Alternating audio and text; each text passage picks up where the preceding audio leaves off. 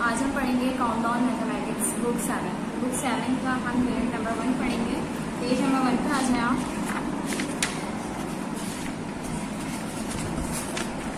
Operations on set के बारे में हम पढ़ेंगे। इसमें हमने क्लास 6 में आपको पढ़ाया था सेट के बारे में। उसमें हमने आपको बताया था डिस्टिंक्ट और वेल डिफाइंड के बारे में। इसमें सेट का सबसे सेट इज अ ग्रुप और a collection of distinct and well defined object. तो सबसे पहले आपको ये बात पता होना चाहिए कि वेल डिफाइंड और डिस्टिंक्ट क्या होता है। कि एक सेट वही सेट होता है जिसके अंदर डिस्टिंक्ट और वेल डिफाइंड ऑब्जेक्ट शामिल हो। डिस्टिंक्ट उसे कहते हैं जिसमें रिपीट वैल्यू ना हो। जैसे कि अगर कहीं पे 1 2 3 आ रहा है तो दूसरे साइड में भी दूसरे साइड जो है वो 1 2 3 है। अगर कोई साइड तो उसके अंदर जो है टू टाइम्स ना आए।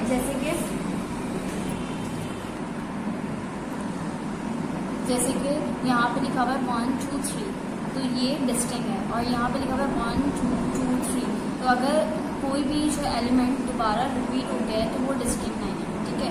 और अगर रिपीट नहीं हुआ है तो वो डिस्टिंक्ट है। इसके बाद वेल डिफाइंड वो होता है जो एक जिसके अंदर जैसे अगर मैं कोई सेट बना रही हूँ 1 2 और A B तो ये वेल डिफाइंड नहीं है क्योंकि इसके अंदर अल्फ़ाबेट्स भी आ रहे हैं और नंबर्स भी आ रहे हैं। तो इसको हम इस सेट का कोई नाम नहीं दे सकते हैं। लेकिन अगर ये सेट इस तरह से हो 1 2 और एक सेट हो इस तरह से और दूसरा सेट हो इस तरह से तो अब हम इसका नाम दे सकते हैं कि ये नंबर्स का सेट है और ये अल्फ़ाबेट का सेट है। तो इसको वेल डिफाइंड कहा जाता है। कि अगर मैं किसी को कहूँ कि नंबर्स का सेट बनाएं 1 से लेके 10 तो सब 1 से लेके 10 तक जो है सेट बनाएंगे। और अगर मैं किसी को बोलूँगी अल्फ़ाबेट्स का सेट बनाएं तो वो सब अल्फ़ाबेट्स का सेट बनाएंगे जैसे A to E या A to B इस तरह से। तो ये होता है वेल डिफाइंड।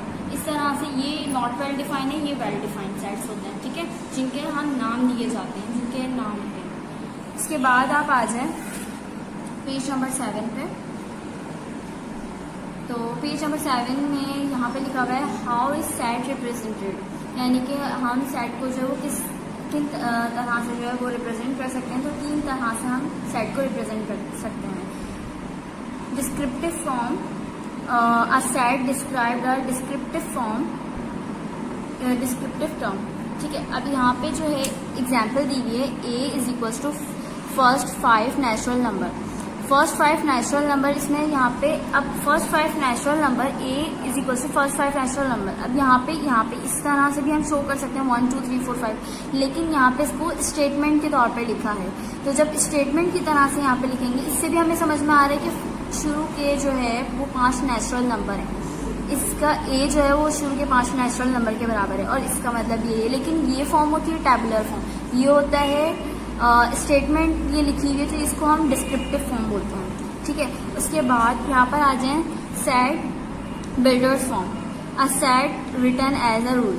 अब यहाँ पर जो है किसी नंबर से जैसे कि belongs to, not belongs, greater than, less than इस तरह से हम शो करेंगे। जैसे कि x such that x is a natural number and x less than 6 यानी x जो है वो 6 से छोटा है। अब यहाँ पर ये स्टेटमेंट हमें बता रही है यहाँ पे एक सेट बन रहा है जो कि A का है। और ये भी बात इसमें हमें पता है कि इसमें नेचुरल नंबर आ रहे हैं और नेचुरल नंबर और x किससे छोटा है 6 से। तो 6 से छोटे जितने भी नेचुरल नंबर होंगे वो सेट होंगे और वो सेट किसके होंगे, वो A के सेट होंगे। इसके बाद टैबुलर फॉर्म को मैंने आपको बताया है कि यहाँ पे जिसके अंदर एलिमेंट्स मौजूद हों तो वो टैबुलर फॉर्म कहलाता है। जैसे कि A इज इक्वल्स टू 1 2 3 4 5 इस तरह से। What are the different types of set, यानी कि मुख्तलिफ किस्म के सेट्स होते हैं। तो empty set a set contain no elements it is noted by empty set. यानी कि ये खाली है सेट बनाया हुआ है। सेट का मैंने आपको रूल बताया था कि सेट के अंदर जो हम ब्रैकेट्स होती हैं और कॉमा होते हैं और इसके अंदर एलिमेंट्स होते हैं। लेकिन ये एम्प्टी सेट है तो इसके अंदर कोई भी एलिमेंट शामिल नहीं है। ठीक है, अब इसको इससे भी रिप्रेजेंट कर सकते हैं। और यहाँ पे जैसे एग्जाम्पल दी हुई है कि B is equal to integers between 0 and 1 यानी कि 0 और 1 के दरमियान जो इंटीजर्स आता है वो लिखें। B एक ऐसा सेट है जो इंटीजर्स के दरमियान 0 और 1 के दरमियान कोई नंबर आता है वो लिखें। तो 0 और 1 के दरमियान कोई नंबर ही नहीं आता तो हमने लिख दिया B is equals to set, खाली set, null set, empty set, empty set है, ठीक है। उसके बाद ठीक है, ये हो गया एम्प्टी सेट। उसके बाद finite set, a set containing only finite numbers of elements.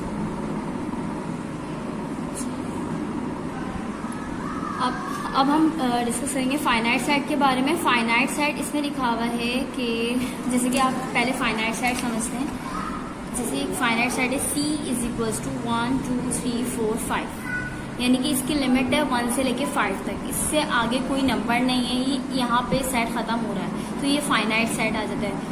और इनफाइनाइट सेट वो होते हैं जिसके नंबर्स ख़त्म ही नहीं होते, तो जैसे कि 1 2 3 4 5 और सारे आगे तक, और हमें नहीं पता आगे कौन कौन से नंबर्स आ रहे हैं, ये इनफाइनाइट जा रहे हैं, तो यहाँ पे इसको हम इनफाइनाइट कहते हैं और इसको हम फाइनाइट कहते हैं। अब यहाँ पर फाइनाइट मैंने आपको समझा दिया, इसके अलावा इनफाइनाइट भी मैंने आपको बता दिया। Disjoint set, set which have no common element, यानी कि डिसजॉइंट सेट वो होता है जिसकी जैसे कि दो एलिमेंट्स, दो सेट्स हैं, दो सेट्स हैं, दोनों सेट के जो एलिमेंट्स है वो सेम ना हो। जैसे कि यहाँ पे एक एग्जांपल दी हुई है 2 3 4, E इज इक्वल्स टू 2 3 4 और F इज इक्वल्स टू 5 6 7। ये दो सेट्स हैं और दोनों सेट्स के एलिमेंट्स बिल्कुल मुख्तलिफ हैं एक दूसरे से, तो ये हो गया डिसजॉइंट सेट। यहाँ पे एक और एग्जांपल देख लें आप, यहाँ पे दिखी हुई है 2 3 1 2 3, ठीक है। E इज इक्वल्स टू 1 2 3 और F इज इक्वल्स टू 8 7 4। ये दोनों के एलिमेंट्स किसी भी सेट में नहीं आ रहे हैं, तो दोनों मुख्तलिफ है, तो ये डिसजॉइंट सेट कहलाएगा।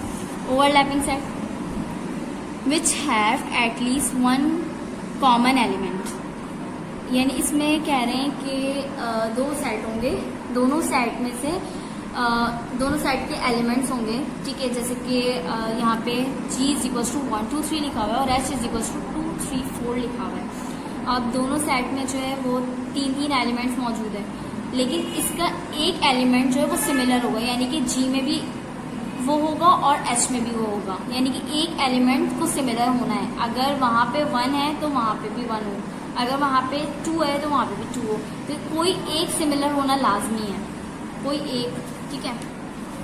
तो वो होता है हमारा ओवरलैपिंग। अब यहाँ पे कितने सिमिलर आ रहे हैं, यहाँ पे G इज इक्वल्स टू 1 2 3 और यहाँ पे H इज इक्वल्स टू 2 3 4, तो यहाँ पे 1 तो नहीं है, 2 है, 3 है, यानी कि 2 जो है वो हमारे सिमिलर आए और 4 नहीं है, तो यानी कि 2 सिमिलर आए हैं। कम से कम एक होना चाहिए और ज़्यादा से ज़्यादा जितने, अगर हमारे पास 5 है तो 4 भी सिमिलर हो सकते हैं, 6 हैं तो 3 भी सिमिलर हो सकते हैं, इस तरह से, लेकिन इसके अंदर सिमिलर होने चाहिए, यानी कि इस सेट में जो एलिमेंट्स है इस सेट के एलिमेंट्स में सेम होने चाहिए। अच्छा, इसके जैसे ओवरलैपिंग सेट के बारे में कहा जा रहा है, तो देखिए यहाँ पे मैंने एक सर्कल बनाया है, यहाँ पे भी एक सर्कल बनाया है। अब 1 इसी सर्कल के अंदर मौजूद है और 4 इस सर्कल के अंदर मौजूद है, लेकिन 2 और 3 वो इसका नाम हम दे देते हैं G, इसका नाम दे देते हैं हम H। ये है G का सर्कल, ये है H का सर्कल। अब G का देखा जाए तो G में कौन कौन सा आ रहा है, 1 2 3, ये आ रहा है 1 2 3। H का देखा जाए तो H में क्या आ रहा है, 2 3 4, तो 2 3 4। और ये दोनों क्या है, ये दोनों सिमिलर है, ये देखें ये दोनों सिमिलर है, तो हमने इनको साथ लिख दिया और यहाँ पे 1 ऑफ। ये दोनों अलग अलग है, ये दोनों साथ, ठीक है। इसको कहते हैं overlap. Equivalent set which have an equal numbers of elements. Equivalent set need have exactly the same element.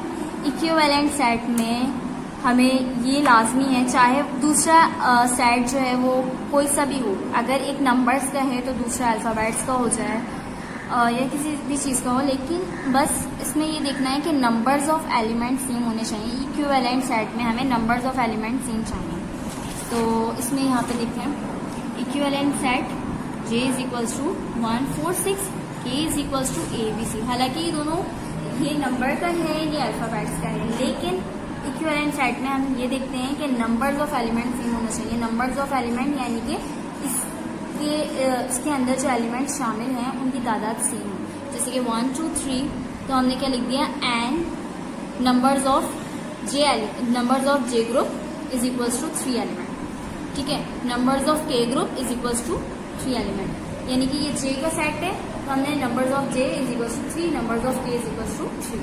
तो इसमें क्या हो गया, नंबर्स ऑफ एलिमेंट जो है वो सेम है, तो ये इक्विवेलेंट सेट है। ठीक है, अब इसको numbers of element is equal to 3 numbers of element भी कहते हैं, और इसको ये भी कहते हैं कि कार्डिनैलिटी, इसकी कार्डिनैलिटी जो है वो 3 है, यानी कि नंबर्स ऑफ एलिमेंट 3 हैं।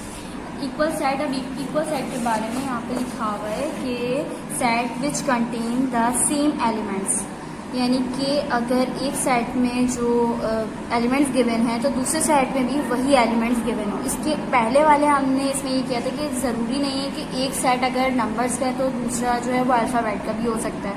ठीक है, तो लेकिन बस इसकी कार्डिनैलिटी जो है यानी नंबर ऑफ एलिमेंट जो है वो सेम हो। लेकिन इक्वल सेट में ये लाजमी है कि दोनों सेट के एलिमेंट सेम हों, जैसे कि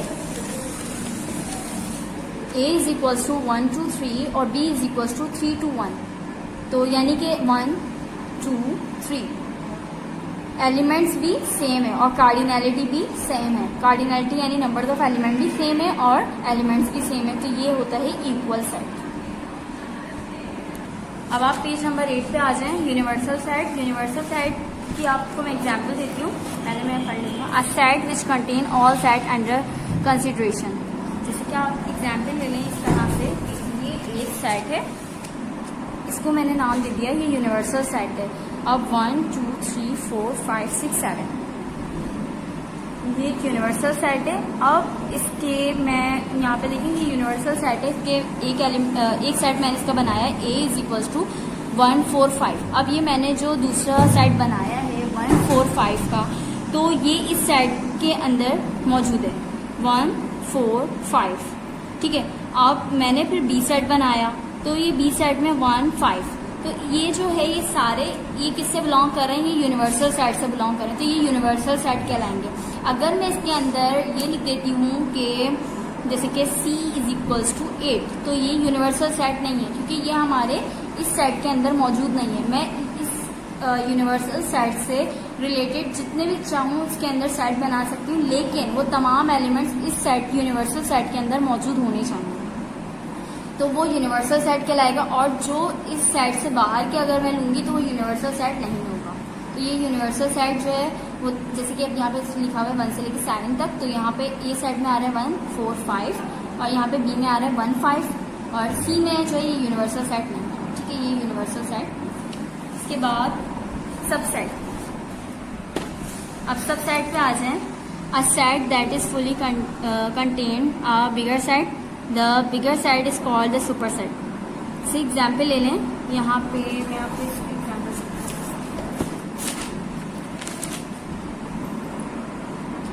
ये एग्जाम्पल है सबसेट की। अब यहाँ पे देखिए B है हमारे पास 2 3 4 5 6 7 और A है हमारे पास 2 4 6।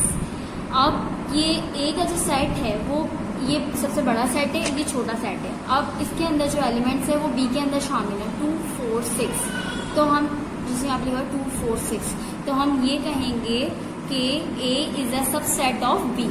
तो A is a subset of B, तो हम इसको शो करेंगे इससे, ये यानी कि A के जो एलिमेंट्स हैं वो B के जो एलिमेंट्स हैं वो A में शामिल है, तो A is a subset of B। और जो बिगर होगा वो सुपर सेट कहलाएगा।